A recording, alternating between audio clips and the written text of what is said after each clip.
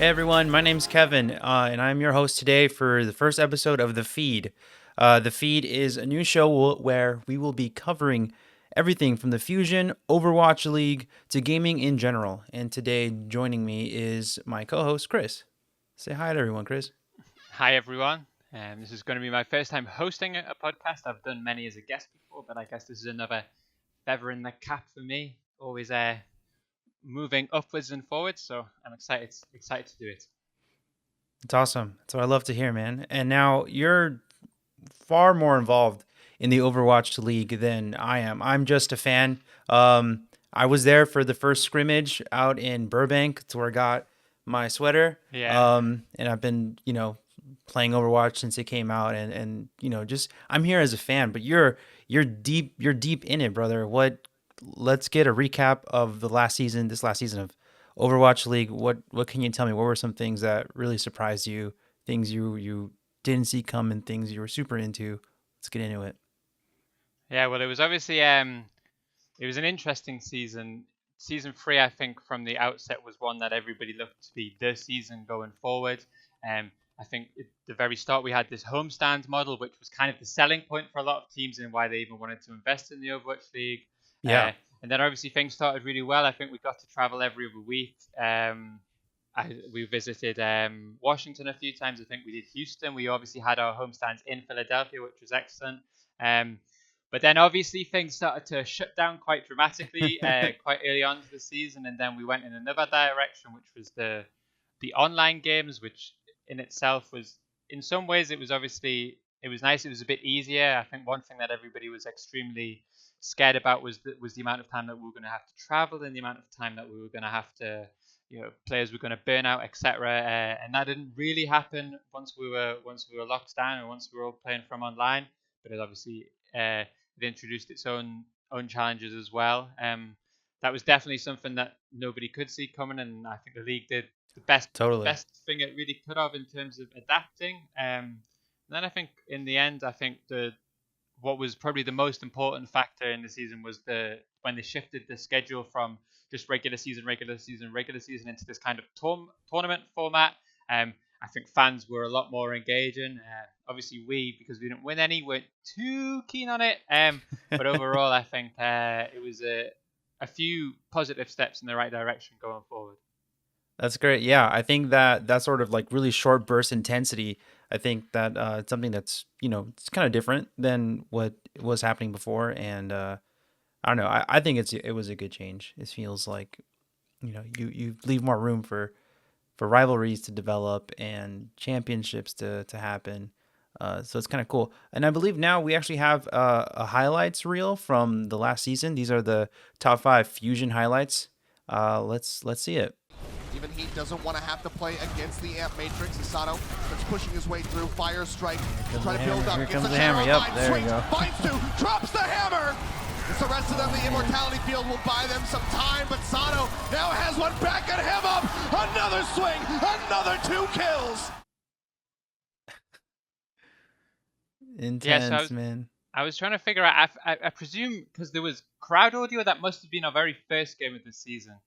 Because I think the only time we played Washington was at a homestand, at least was day one. And I think probably that ended up being, you could argue, the most important game of the season for us. I think it Mm, was a huge catapult. Our scrim results at the preseason and going into that week weren't actually super successful, so we weren't overly confident that we were going to be able to beat both Washington and Florida. And then the secondary thing was, I think that going into the season, a huge narrative for us was that, oh, maybe Sado isn't, like, why did they keep Sado?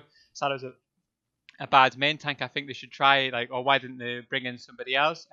And then for Sado to start the way he did in terms of like the first 4 or 5 games, getting all of these player games, getting all of these MVPs, I think was like really important for his confidence, and then also for the fans to understand that there was a reason why we kept him.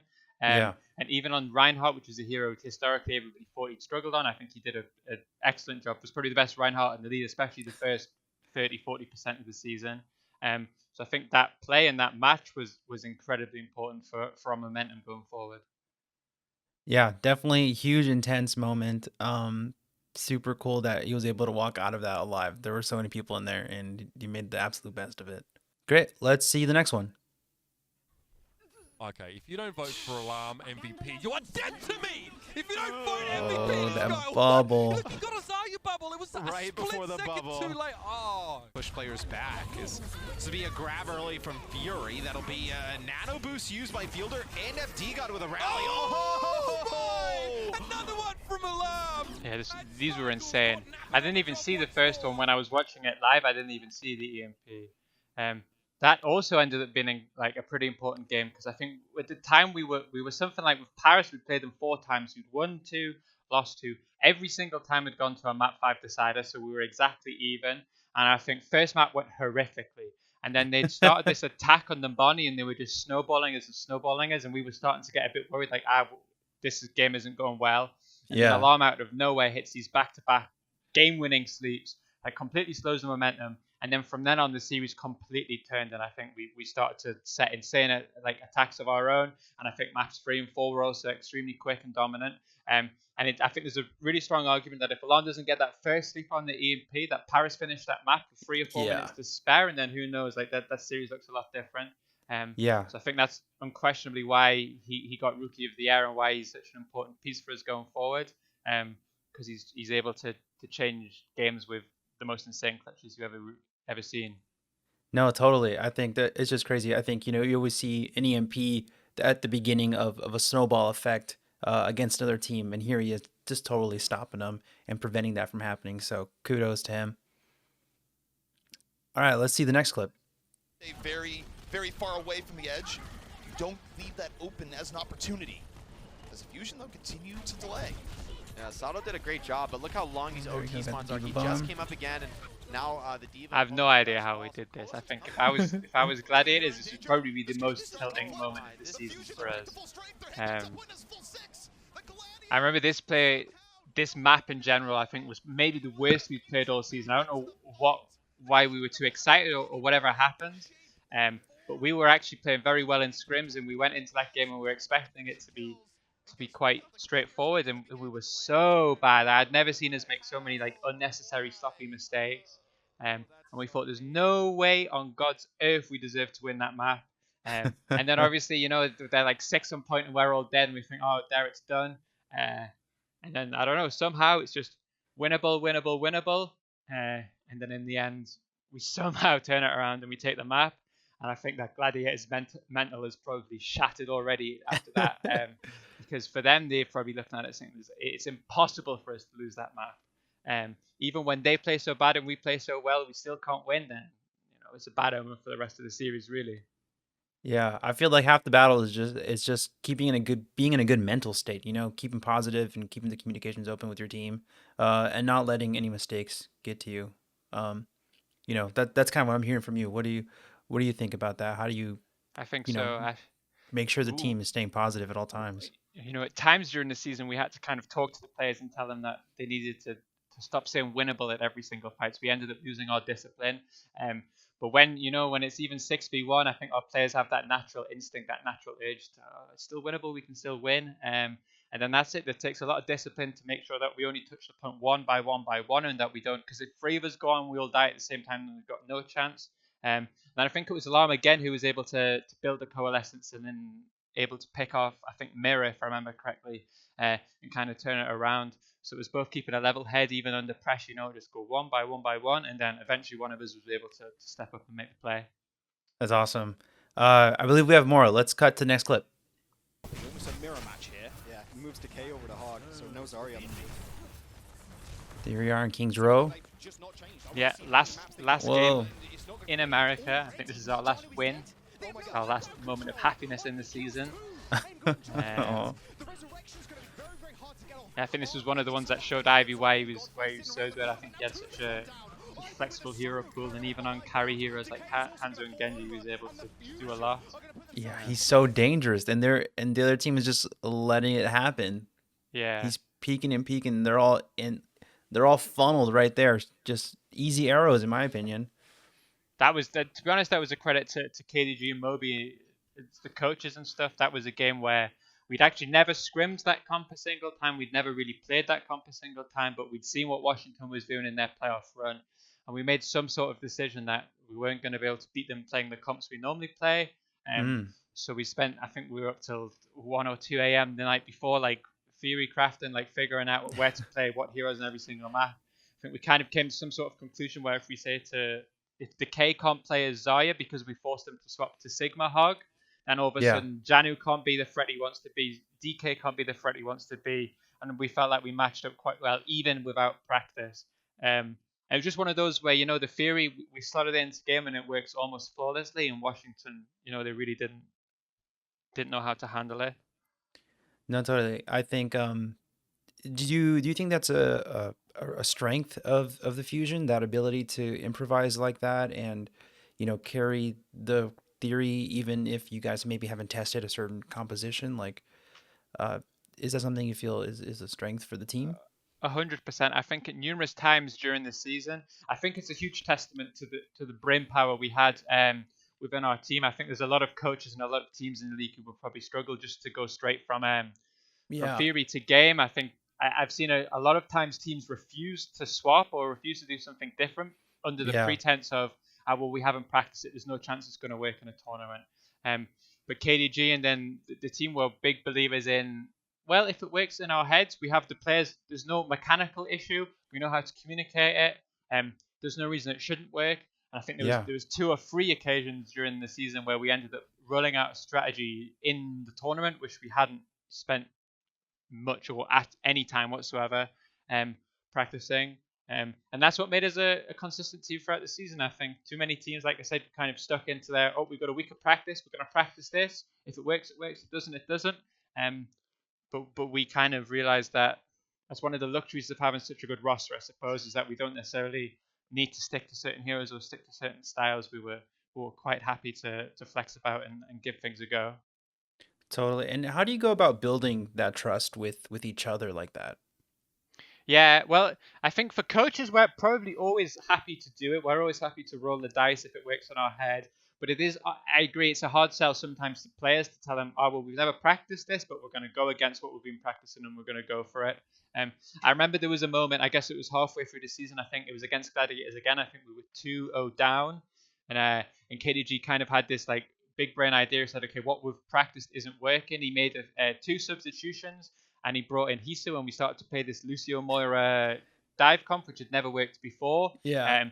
And he explained just out of the blue, he said, okay, well, on this map, we're going to rotate like this, we're going to play like this is going to be our first fight, and it worked. And map 3, map 4, we snowballed, and we got more and more. And then after that game, after we reverse swept it, we were extremely happy, but I think immediately there was this level of trust for the KDG and the coaches that, okay, these guys genuinely know what they're doing. Yeah, that's And awesome.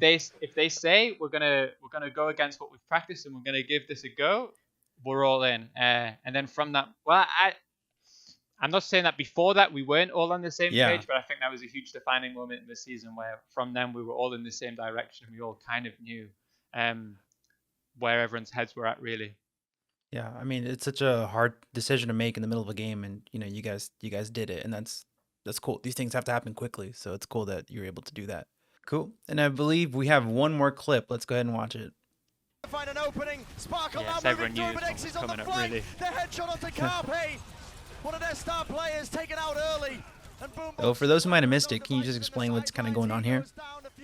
Yeah, this is the most important context to bear in mind is this is map 7 of the finals of a tournament. Okay, so this is it physically can't get any closer and can't go further down the wire than this, and this is last fight. You can see overtime ticking. Yeah. And Eco is able to kill, I think he kills 5 or 6 in the entire fight. In the end, he's like 3v1 and he's able to manage like pulling his blades, killing someone, touching cart, hiding behind the cart, swinging, jumping back, healing again, one shot on the tracer. I think I reviewed it on the Fusion channel at some point last year, and I said at the time that it was probably the greatest player of Overwatch history. And I still believe that on a pure mechanical level. I think that the league has never seen a play quite like that. It's obviously insanely bittersweet because had we somehow found a way to use that, propel that, win 2 or 3 more fights and win the tournament, then that goes down in the moment of history. That's going to be the moment of the season that everybody remembers. I think Yeah. there's such a sour note that, like he does this incredible play and we weren't able just to win that one extra fight required to win the overall tournament. And then everyone remembers the play, but they also remember that, hey, they still lost at the end of it. So, I mean, I love watching it, but it also brings back like a lot of sadness because I think that was definitely one of the toughest moments in the season for us. Um, there was this kind of internal feeling that maybe that was our best Yeah. chance to win something. You know, once you go map 7, once we were playing so well, we were doing so good, just wasn't meant to be. Yeah, but what a beautiful thing that to know that you guys have that potential to make a comeback like that, and uh sometimes it's only just a few small decisions that make or break you, and you guys are there. Just it's just a matter of time before you find yourself in that situation again and you Yeah. pull through.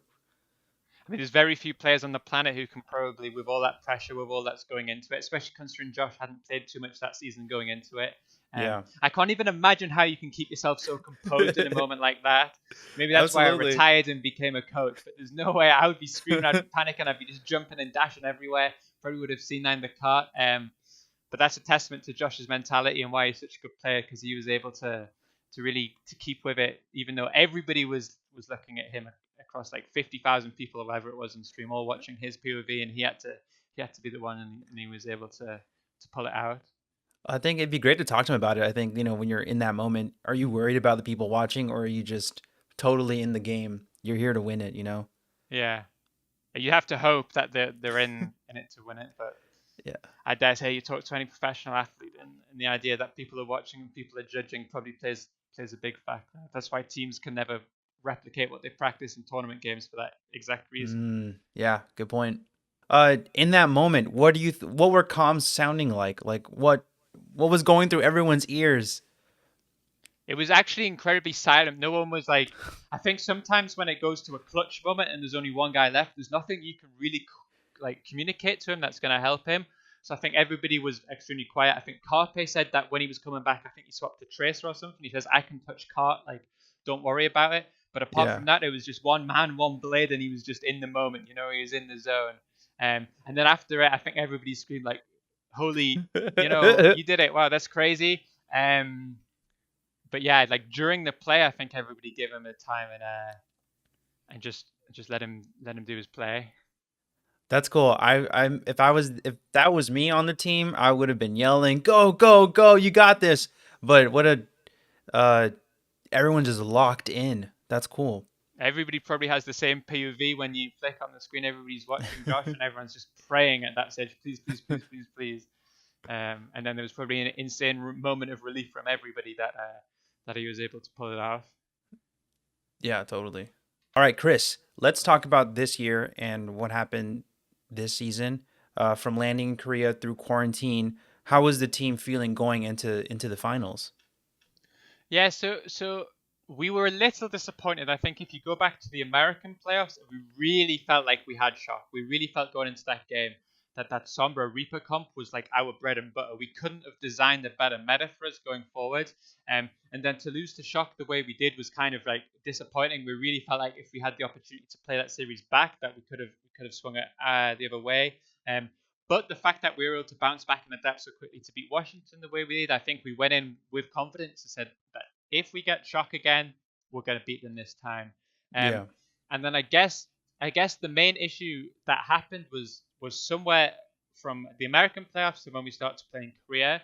Every team kind of understood that the meta had shifted. That what Washington was playing was pretty close to the actual meta. And that even though we loved our Sombra Reaper comp, it was probably extremely unlikely that against like Shanghai and Seoul, these teams that were able to play the Hog comp so well, it felt extremely unlikely that we were going to have success with it. So we were left with the task of like maybe 2 or 3 weeks in Korea to learn this new meta, which we hadn't really had too much practice on. Right. We thought going into it, we thought, okay, on paper, double sniper, like we can have alarm on Ana or Zen. We think Sadow's mechanics for a main tank were good, so we think his hog wasn't going to be a problem at all. So we felt like this was a good meta on paper for us. But then almost immediately landing to Korea, our scrum results just we really really struggled. I think there's there's some statistic I could find it, but across the 3 weeks we mainly scrimmed Shock, so that was probably a huge reason. But Yeah. our scrum results were close to 10-20% win rate. And if you compare that to the entire season where we'd never dropped below 70%, Hmm. so we found for the first time all season, we found ourselves with a meta which we actually were really struggling to adapt to and struggling to get to grips with. On top of that, obviously you need to be able to beat the very best teams because it's playoffs, right? It's not like Yeah. we've got to beat Boston or something this week, where even if we're not at 100%, we got a chance to win. We had to somehow become the best team in the league on a meta which we were struggling with. Um, so so that was kind of the problem, and then ultimately it got like maybe a week or 2 weeks into it, and we started to have discussions, and we had to make some sort of idea: was do we just give up on this, or can we do it? And in the end we thought that even if there's other comps which suit our strengths more, ultimately they are just behind in the with the patch that we were on, with the Yeah. with the insanity of the Roadhog. And our scrum results started to tell. We actually won our last ever scrum with Shock at the very end, so we kind of went into it with like a glimmer of hope. We knew it was going to be hard, but we thought it was possible. Um, but ultimately, as we went into the matches, it was too little, too late. It wasn't enough, and we got beat. But I mean, all I can say is that one thing I was extremely proud of was the players at no point stopped working. Like we worked harder for those weeks than the rest of the season. Every player was giving everything to every scrum. We were staying like insanely late after every scrum, like reviewing everything we possibly could in an attempt to make it work. There was no negativity. Everyone was pulling in the same direction. Yeah. Just unfortunately, it turns out that we really struggled on a meta like that. And what does that do for the team morale? How is everyone feeling afterwards? It's incredibly tough. I don't know if you've ever watched the movie Moneyball, but there's a nice quote in there which Yeah. says, "Nobody cares if you don't win the last game of the season," right? And I think that kind of summed up in an American playoff system. That kind of sums up how our season was. You know, there was so much to take from the season. We posted an insane regular season when we were consistent across the entire season. We never really had dips, apart from obviously at the very end.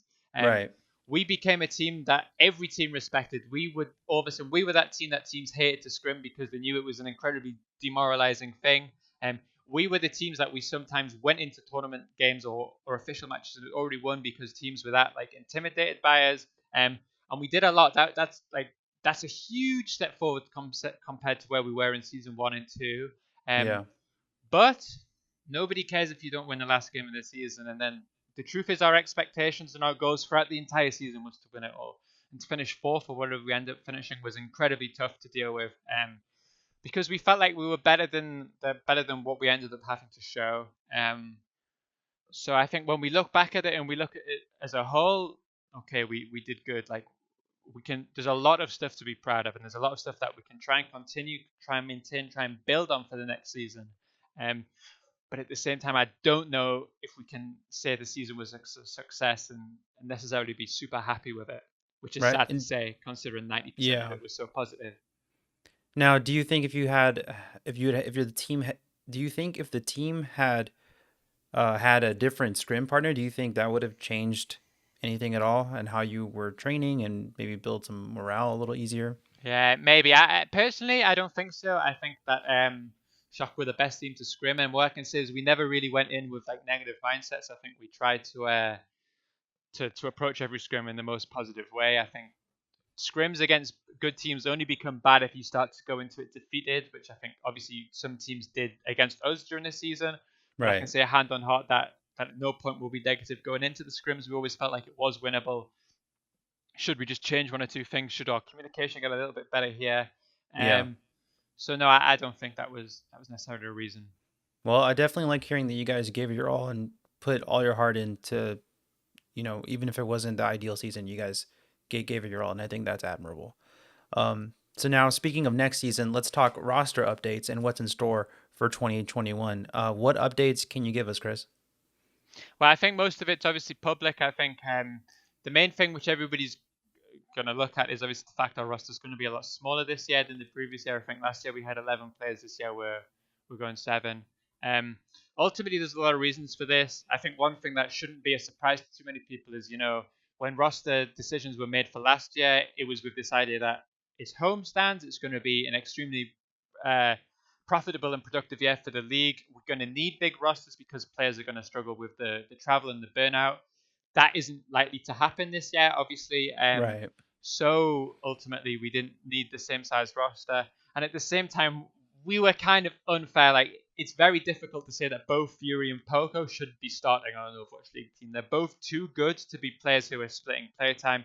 I think the same could be said for Hisu Carpe, for Ivy and Eco. You know, I think ultimately everybody came together. We had a great year, but I think a lot of these players, they have to go on and they have to claim a starting spot, and they have to play 100% because this is the prime of their career. They have to build off what they did last year. So ultimately, like, there are a few factors which went into it. Overall, I think that we still have an extremely competitive roster. I think I've already seen a lot of people writing us off, putting us low on the power rankings. I think they're crazy. I think if you just look at the overall strength of our players, if you don't think that we're competing for first in every single role, I think you don't understand Overwatch personally. Yeah, So I think we have a lot to be excited about. I think our new head coach 9K, personally, I believe is as an elite a head coach as is humanly possible. I think him and absolutely. Krusty are the top two in the game, and I'm extremely excited to start working with him. Um, Mano again is someone that we've brought in, and he has insane experience. He's probably the biggest veteran main tank in the Overwatch League. Um, he's done it all. He's an incredible player. I think that he's going to be able to bring us a lot of leadership and push us forward.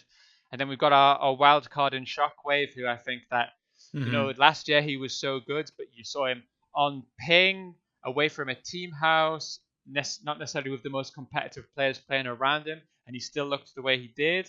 I have to believe that once we can give him the infrastructure, we can bring him to the team house, we can get him playing with elite players and elite coaches. I have to believe that we're going to see even more out of the kid, and I think that he's the one to watch. I think he could be a huge difference maker in the season as it goes forward. Yeah, I definitely think that there's going to be a lot of growth there, and it 100% will make a huge impact on the team. And it's good to know that so far all these changes seem really positive, and everyone's kind of coming into the new season with a lot of optimism. And I think that's because the strength is there. You guys are ready for it. Yeah, obviously we had to make tough decisions, and we weren't excited to see people leave. But I think what we've come away with is an extremely consistent and extremely high quality roster from coaching through playing. And I think come the end of the season, we're going to be still in there right at the top. And what's chemistry like in this new with this new roster? How are people But it's going to feeling be on the team? Yeah, it's going to be a bit different. Last year, obviously, I think we kept maybe 5 players, but we brought in 6, so we effectively became this new team. Yeah. But ultimately, we're not this season. We're in a situation where again we've kept 5, but we've only brought in 2. So a huge amount of the culture and what we've already built last year is going to hopefully be there. And then hopefully it's going to become a situation where we end up just having to bring Mano and bring Shockwave and bring 9K in, and get them part of the Fusion family and kind of like what we've already built in the last 12 months. All right, awesome. Well, thank you, Chris, for all those updates. I'm looking forward to the next season, and I'm excited to see where Fusion goes and how much you guys are improving with this new roster. But kind of switching away from Overwatch, let's get into just some general gaming topics. Uh, Cyberpunk, CD Projekt Red's new game, long awaited, hyped up for years, is finally here, and it's I would describe it as a fun mess. I think that's maybe a mess is a bit harsh, but I think here I have a question for you, I guess, Chris. This is just about how games are released nowadays. Do you think it is okay for a brand new game to be released without I guess without optimization all there? Um, how do you feel about a game being so buggy and I you don't know. know all the I mixed haven't responses? necessarily played it and I haven't followed it, but to my knowledge, it's what people were really annoyed about was the old gen consoles, right? It's the idea that if you Right. played on either PC or on the PS5 and the Xbox, what is the new Xbox called? The The Xbox, Series X, I sure. believe. Yeah. Uh, I don't know. I guess it's. I mean, you shouldn't necessarily be surprised. I'm yet to see a game which is as hyped as Cyberpunk, which has come out and has met those expectations. It was every time they delayed it, it just built it more and more, and it was Yeah, yeah. almost impossible for them to reach those heights. I think going forward, the only things I've really seen about it, it seems to be quite a raunchy game. Um, I've seen all the clips of all the nudity and stuff. But I Yeah, must there's a admit, lot. yeah, I don't really dabble into the single player games. Have you played it much? I did the character creation and I started the game, but I really only played it for maybe about an hour before I stopped. I was having a weird glitch, and I think it was just my graphics card.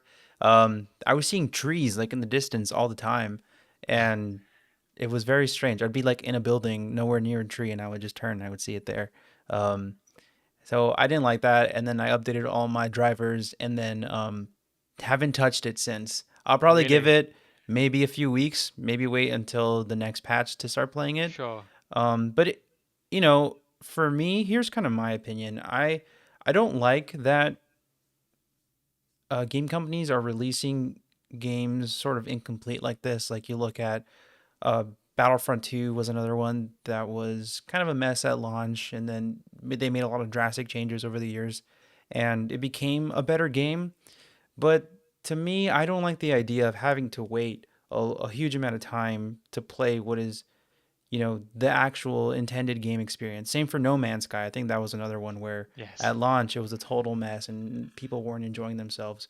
And eventually it became a game that people could enjoy. But I think it's super important to have reached some of that promise. I think at launch, I think there's a little bit of room for forgiveness, but where things are kind of landing these days, it's a little bit frustrating. I feel like. How much did it cost? Is it like $60 for a triple A rated game nowadays? Yeah, it's about Yeah. $60. Yeah, for that price, you'd have to hope for something complete, especially considering it took them 7 years or something to make. Yeah, and you know, had already been delayed so much. What's another month or two, you know? Yeah. So yeah, that's kind of what I think. And now you're purely a PC player, and you mentioned that you've been playing a lot of League of Legends. Yeah, so obviously I came back maybe 2 months ago now from the season, and we had this big chunk of time.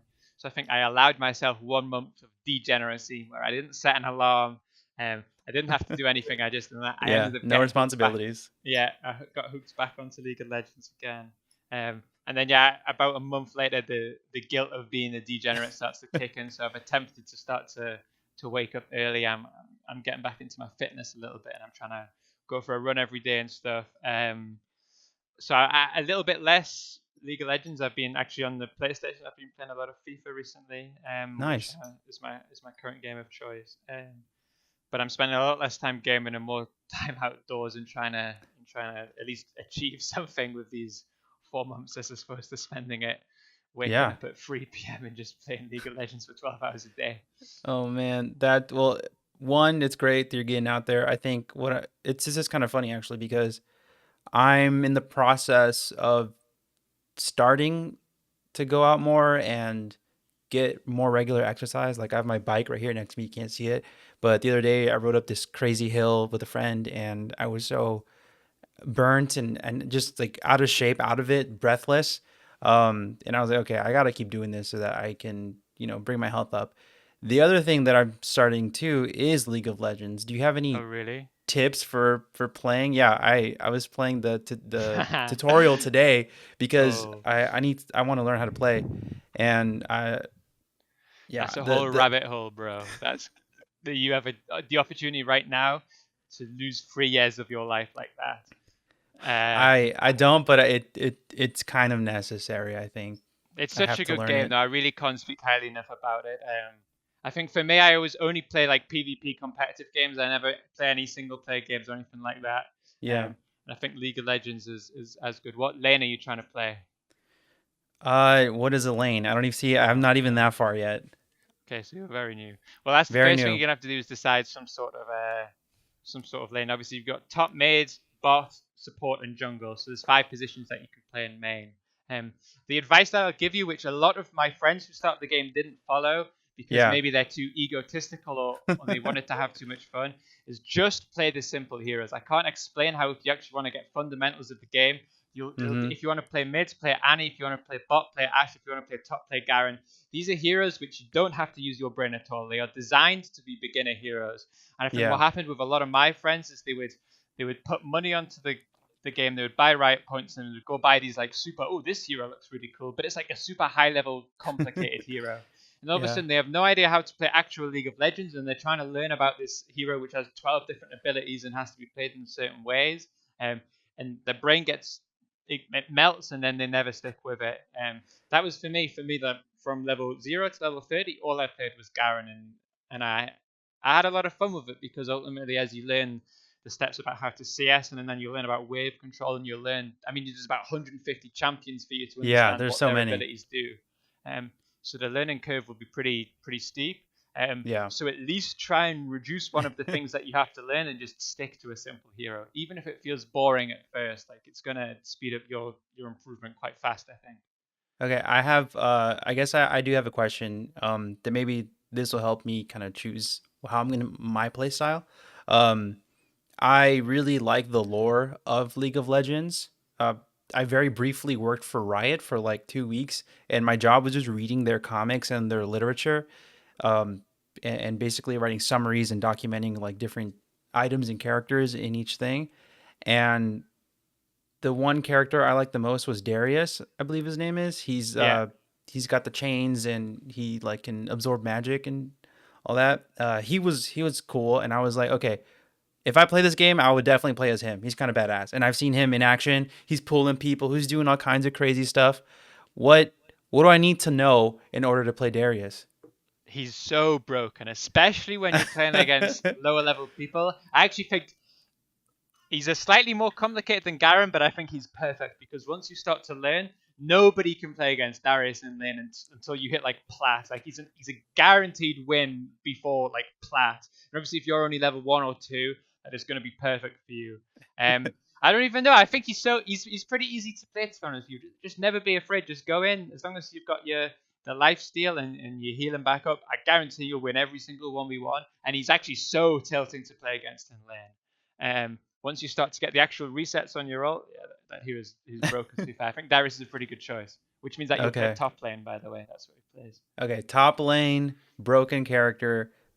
People are going to be mad at me. I'm just going to have to deal with the heat, but I'm okay with that as long as I'm winning. So, there it is. I guarantee you'll win with Darius before level 30. I guarantee it. It's a perfect hero. Now, back in the day, were you at all into Pokemon or Pokemon cards?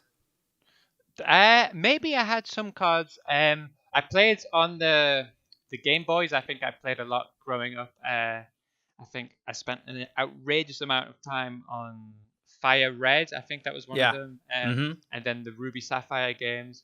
I think what we used to do is we used to go on holiday a lot. I used to go on holiday like 3 or 4 times a week. Not a week, a year.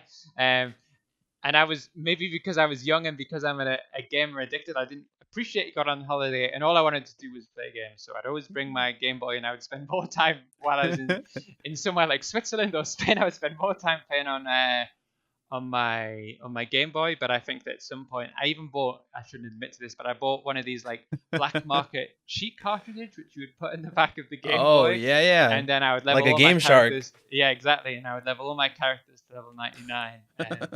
So I was a good player. That's funny. That's actually why I stopped playing Pokemon. I feel like I'm kind of similar. I leave it and then I come back to it, leave and come back to it, and I feel like that's maybe how a lot of people kind of treat it.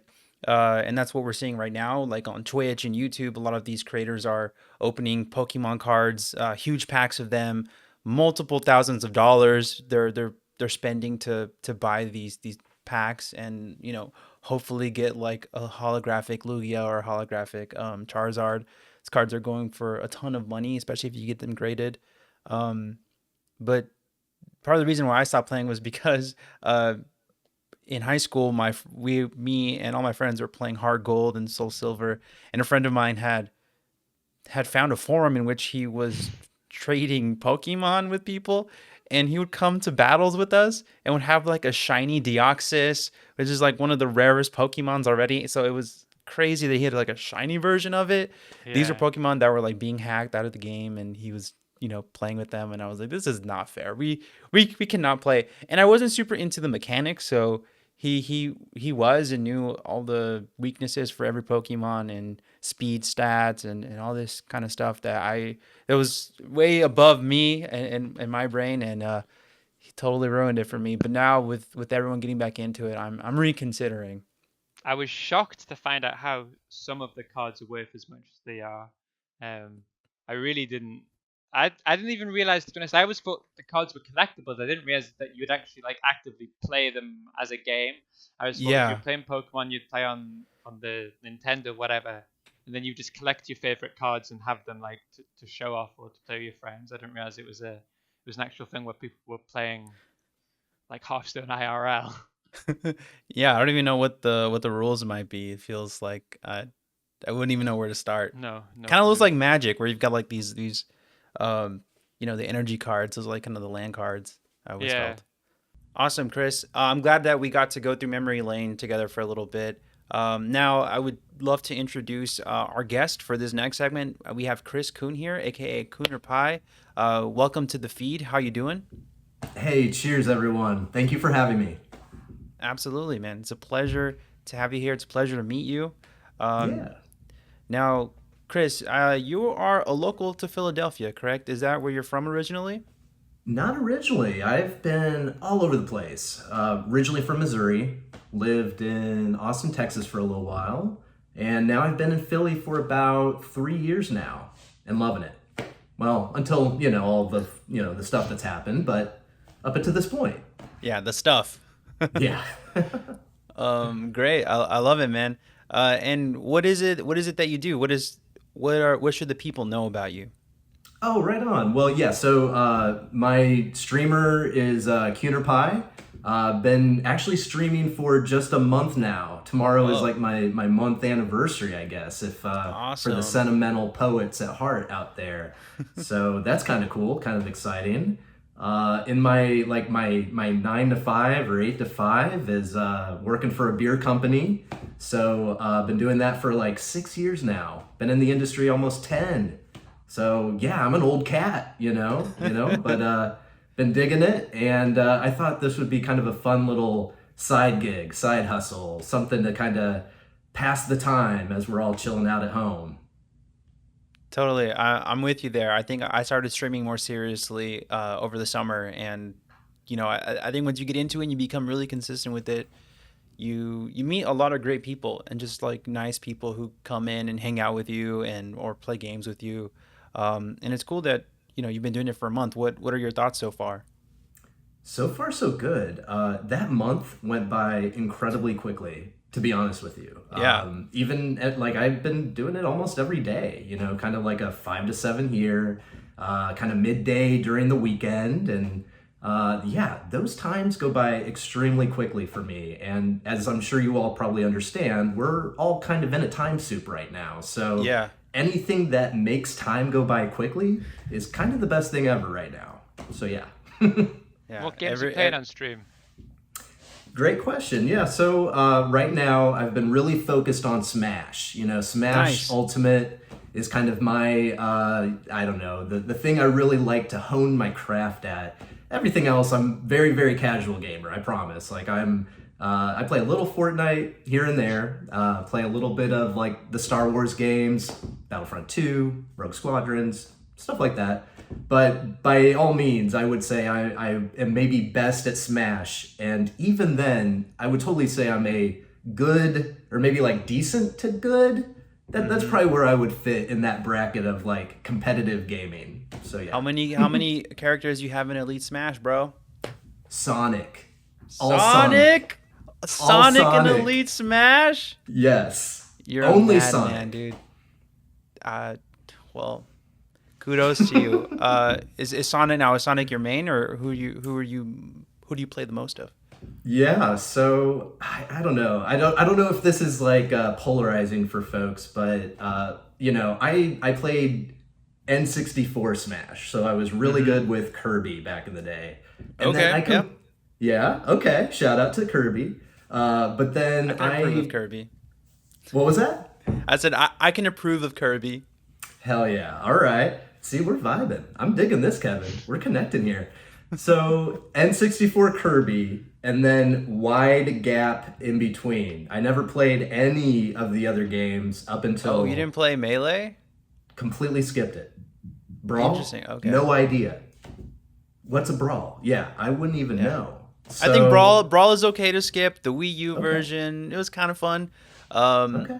Melee, you got Melee. Listen, in the meta of Smash Brothers, of Super Smash Brothers, it's always going to be Melee in whatever the most recent sequel is. That's And fair. so far, Ultimate, I argue, might last, but only time will tell. It's true. But And Melee will just always be the gold standard. So I recommend revisiting it if you can. I might have to one day. If this thing is, what I'm going to hang my hat on, maybe I need to know more of what I'm talking about. So, yeah, I thought, hey, let me play this Smash Ultimate. I got a Switch. I love Smash from back in the day. A buddy of mine really kind of took me under his wing, trained me up a little bit, Nice. cut my teeth a little bit against a Palutena that was really good. And I had heard, through the grapevine that maybe Sonic is not the most loved character, the most or the least well regarded, if you will. So I thought maybe that's Yeah. a project for me. I judged you a Maybe little bit when you told me you were a Sonic main. But listen, that's fair. I'm an Incineroar main, so I don't know. I'm almost just as bad as you. We can meet back on the other side of friendship on that one. It's all good. No worries. We're in a safe place here, so it's all good. But yeah, Now, Sonic is that's where I like to go. I want to bring respectability to Sonic, if that fair makes sense. enough. Now, Sephiroth was just announced at the Game Awards. How are you guys feeling about that? Were you guys Final Fantasy VII players at all? 0 times in my life. Yeah, I honestly, that news caught me completely off guard. The folks in my stream, we've been chatting for about a week now about some heavy, suggestive, like potential characters that could pop up. Yeah. And Seth out of left field, but then when it was announced, it made complete and like the ultimate sense to me. Like if we're gonna make the ultimate Smash game, Seth needs to be in that game. So yeah, made sense to me after that. Yeah, I think he was a good choice, but he brings back a little bit of trauma for me. I played a lot of Kingdom Hearts 2, and he was always the final boss. He was always one of the secret bosses in that game, and I've only ever beat him once, the 100 times I've tried. Yeah, what Now, level do you have to be for that too, right? Don't you have to do it like a heavy amount of grinding as well? it depends how you play, but yeah, I think the most I did it all. I was level 99, Ultimate Weapon, like went in Yo, there hardcore ready. Uh, yes. Now, if you guys had to pick a character to be in Smash, who would you guys want to see from some of your favorite games? I Well, don't know. I guess an Overwatch character, Winston, Reinhardt, something like that. I don't know. I've also Yo, never played Winston Smash, would be so I'm cool. well out of depth here. I'll Chris, tell you what. We've been kicking around some ideas. This one's a crazy one. This one probably not going to ever happen, but I'm a big Star Wars fan. Mandalorian? Could we get a Mandalorian with a Grogu in the backpack akin to Banjo? Maybe some forest pole, maybe, a little whistling bird. I think there's some opportunity there for a Star Wars character in Smash. I realize that's a crazy idea. I'm throwing it out there. yeah, I think Star Wars character is interesting because I think there are a lot of really good Star Wars games, and it would have to be pulled from there. I was gonna say Goku because I think Dragon Ball Z has a bunch of really great games, and it's kind of in a similar boat where it's an IP from a show, from TV, from movies was turned into video games, but then some of those video games became classics. So I think for that reason, they should probably be allowed in Smash. But yeah, it's kind of crazy. What do you guys think of the new Minecraft character in Smash? Did you guys play Minecraft at all? Have you guys played? No. So I've dabbled a little bit in Minecraft. I'm not like one of those, super avid community players, got an amazing setup, or Yeah. a beautiful world created. But yeah, I've dabbled a little bit. I've survived a few nights. And Steve in Smash, awesome. Totally hard to figure out as well. Yeah, I'm he's not not an necessarily easy the best character. at it. He's not an easy character to play right away. I think he takes some training. No. I feel like he's interesting because he feels kind of out of place in Smash, just the way he works and how he moves, and that's how he is in Minecraft in his game. But it's really interesting to see how they brought in some of those mechanics into Smash. All right, just one final question for both of you guys, actually, and let me know if where you guys all kind of land on this. But I'd love to know more with you guys how streaming and video games and work and life kind of all tie together for both of you. What are you guys' thoughts on that? You go. Doggone it, Chris. Okay, yeah, I'll go first on that one. So mine, I would say I love what I do. I love being in the beer industry. That's my number one passion. And gaming to me is escapism. You know, this is a great way to pass the time, escape to new worlds, engage in other amazing communities.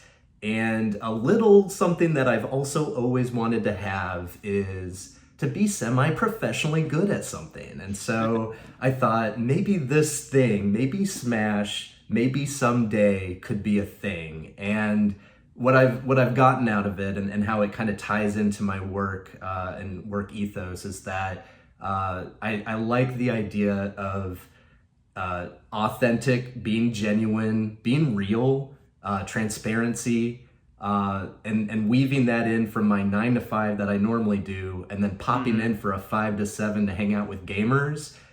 It's about creating a space that's positive, creating a space that is open to everyone, creating a space where people can be themselves. And so taking some of those core values and beliefs from my company and kind of sprinkling that into my stream a little bit, not to be, like too much of an idealist, but just trying to spread a little bit and or spread some love and hopefully pay it forward a little bit, if that makes sense.